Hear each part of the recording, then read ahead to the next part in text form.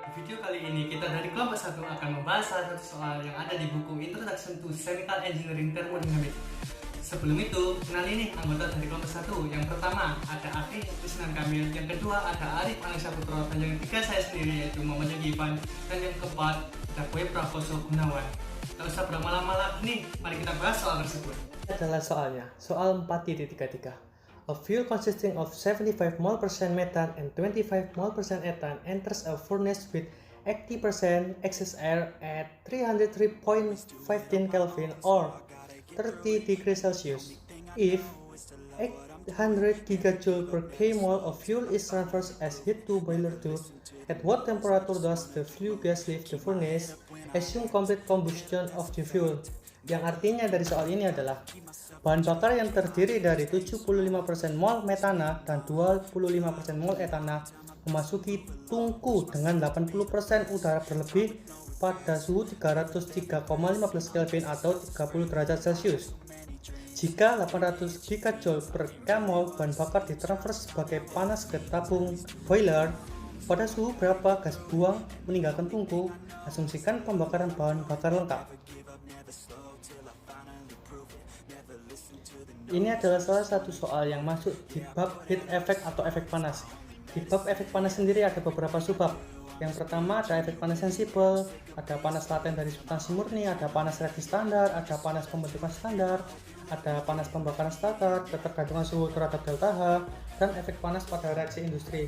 Soal ini masuk ke dalam subbab efek panas pada reaksi industri. Ini adalah materi dari subbab efek panas pada reaksi di industri yang ada di buku Introduction to Chemical Engineering Thermodynamics, yang artinya dari materi sendiri ini adalah reaksi-reaksi pada industri jarang mengikuti kondisi standar seperti pada reaksi yang sebenarnya, atau dengan kata lain, reaksi tersebut tidak muncul dalam bentuk stoikiometri, tidak komplit atau mungkin temperatur akhir berbeda dengan temperatur awal. Oke, agar kita lebih paham tentang materinya, ayo kita lanjutkan pembahasan soal yang tadi. Soal ini kita bisa memakai acuan dari heat of formation atau panas dari pembentukan dan specific heat atau panas spesifik CP. Kali ini kita menggunakan rumus delta H sama dengan delta HP plus delta HR plus delta H 298,15 derajat. Dan delta H sendiri sama dengan min Q yang nilainya sendiri sudah diketahui dari soal yaitu 800 gigajoule dan Q penilainya menjadi min 8 kali 10 pangkat 5 joule per mol. Untuk mempermudah mengerjakan soal tersebut, kami membuat gambaran sistemnya, dan ini adalah gambaran sistem dari soal tersebut. Ada metana C4 sebanyak 75% dan ada etana C6H6 sebanyak 25% memasuki furnace atau tungku dan terjadi reaksi dengan excess air sebanyak 80%, O2 atau oksigen sebanyak 21% dan N2 atau nitrogen sebanyak 79%. Dan nantinya akan menghasilkan suatu produk yaitu CO2, H2O, O2, dan N2. Untuk langkah selanjutnya bisa dijelaskan oleh Anang. Oke, di sini saya akan meneruskan penjelasan teman saya tadi dan saya akan membahas tentang cara menghitung udara yang masuk. Pertama, kita tuliskan reaksi CH4 dan O2 terlebih dahulu yang menghasilkan CO2 plus H2O.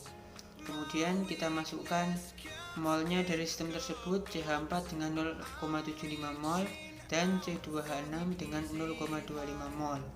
Untuk mencari mol-mol yang lain, karena di sini hanya menghitung udara masuk, kita bisa langsung mengalihkannya dengan koefisien pada senyawa-senyawa lainnya seperti O2, CO2, dan 2H2O. Contohnya 0,75 dikali koefisien senyawa O2 sehingga diperoleh 1,5 mol.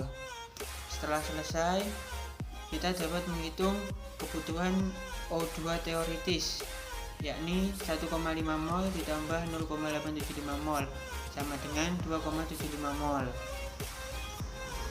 Kemudian setelah selesai mencari O2 teoritis, kita bisa mencari O2 yang masuk dengan rumus excess O2, yakni O2 masuk min O2 teoritis per O2 teoritis kali 100%.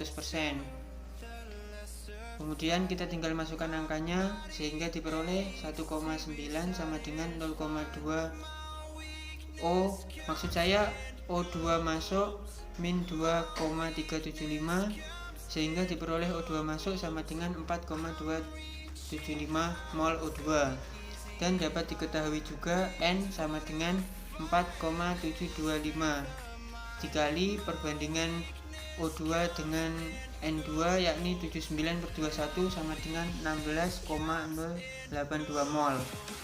Kemudian untuk mencari komponen produk P, kita dapat memasukkan mol-mol yang sudah kita cari tadi. CO2 sama dengan 0,5 tambah 0,75 mol sama dengan 1,75 mol.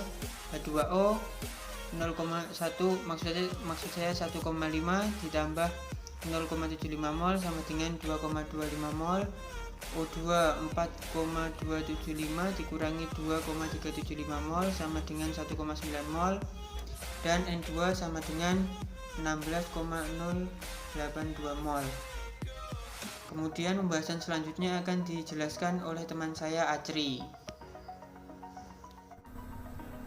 Baik, saya akan menjelaskan menghitung delta HR 298, menghitung delta HR dan delta HP, atau bisa disebut perubahan entalpi. Baik, perubahan entalpi dari 298,15 Kelvin rumusnya sama dengan 0,75 delta HF CO2 ditambah 2 delta HF H2O min delta HF CH4 plus 0,25 dikali 2 delta HF CO2 plus 3 delta HF H2O min delta HF C2H6. 0,75 dikali 2 sama dengan 1,5, 0,25 kali 2 sama dengan 0,5. Sudah gitu ditambahkan jadi 1,25 delta HF CO2, 0,75 dikalikan 2 sama dengan 1,5, 0,25 dikalikan 3 delta HF H2O sama dengan 0,75, 1,5 ditambah 0,75 sama dengan 2,25. 0,75 min delta HF C4 sama dengan min 0,75, 0,25 dikali delta HF C2H6 sama dengan 0,25 delta HF C6H6.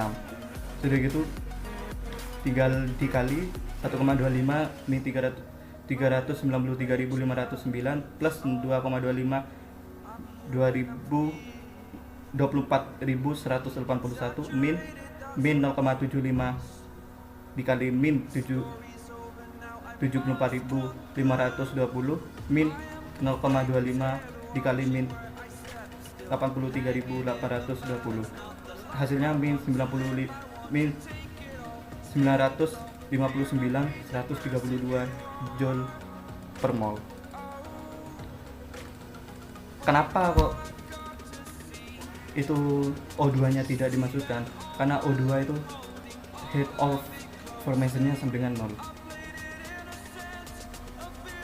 Menghitung delta HR, delta sudah tertera rumusnya. Delta HR sama dengan ZNI fit limitnya 298,15 303,15 CP atau specific heat per R, konstanta gas delta T R dikali R, diturunkan jadinya sigma NI fit CPI 298,15 min 303,15.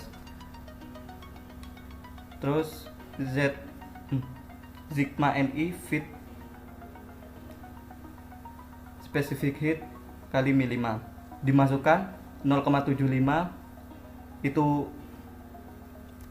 0,75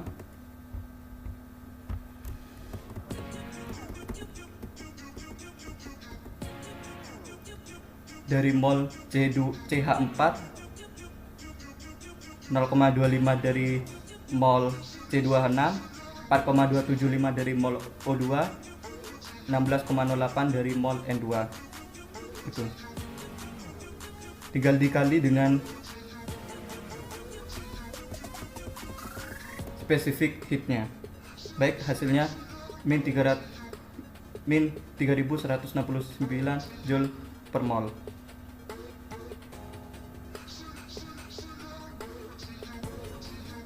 Baik, menghitung perubahan entalpi dari produk. Tertera rumusnya delta HP sigma Ni belum limitnya TP 298,15, specific heat per konstanta gas delta T per R kali R, turunannya sudah tertera, sigma Ni feed specific heat TP dikali TP min 298,15,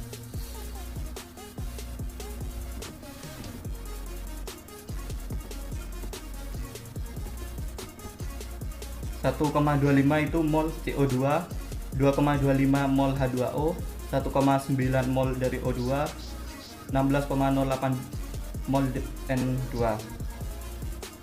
Tinggal dimasukkan spesifik heatnya, sudah gitu dikali TP min 298,15 dan hasilnya 650,38 kali TP min 298,15 Joule per mol. Baik, ini dapat saya jelaskan. Selanjutnya akan dijelaskan oleh teman saya bernama Boy. Terima kasih. Assalamualaikum warahmatullahi wabarakatuh. Nama saya Boy Prakoso Gunawan, NIM 1919 1040 1062. Di sini saya akan menjelaskan mulai dari slide ke-11 sampai slide ke-13. Ya, langkah selanjutnya yaitu menghitung delta HP. Bisa dilihat delta HP rumusnya seperti begitu. Kurung buka sigma Ni flow integral dengan batas atas TP dan batas bawah 298,15 CPI per R dt kurung tutup kali R.